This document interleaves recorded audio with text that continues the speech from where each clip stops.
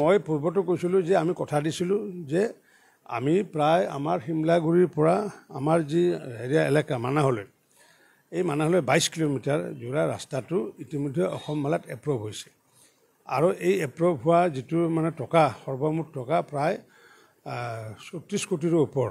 গতিকে যিহেতু ইণ্টাৰনেশ্যনেল যিহেতু আমাৰ এটা ডেষ্টিনেশ্যন আছে, গতিকে এইটো বিষয়টো লৈ পেলাই মই বহুদিন ধৰি মুখ্যমন্ত্ৰী কৈ আহিছিলোঁ।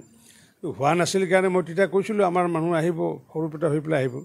কিন্তু অসম মালাত ইতিমধ্যে শিমলাগুৰিৰ পৰা অভাৰব্ৰিজৰ এইফালৰ পৰা নাই, শিমলাগুৰিৰ পৰা আপ টু মানাহ পৰ্যন্ত আগতকৈ মানে বহুত শক্তিশালী হ'ব। কাৰণ অসম মালা মানে এতিয়া কি আমি বঢ়াম ৰাস্তাটো আগত পুনৰ বহলীকৰণৰ কাৰণে, কিন্তু লেণ্ড একুৱেশ্যন যদি থাকে সেইটো বহল নহ'ব।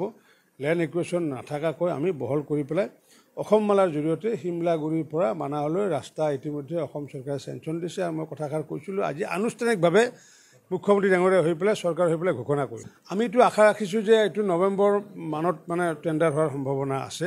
কাৰণ কিয় এতিয়া ধৰক ডিপিআৰ টিপিআৰ ইতিমধ্যে প্ৰস্তুত হ'বগৈ আৰু ডিপিআৰ প্ৰস্তুত হৈ কিছু সময় লাগিব। কিন্তু ইন প্ৰিন্সিপল প্ৰত্যেক মানে জিলাত এতিয়া বৰপেটা জিলাৰ কাৰণে যিটো আৱণ্টিত আমাৰ যিটো অসম মালা, সেই অসম মালা পথটো মই শিমলাগুৰিৰ পৰা মানাহলৈ ধৰিছোঁ, দুখন ডিষ্ট্ৰিক্ট মানে ক্ৰছ কৰি।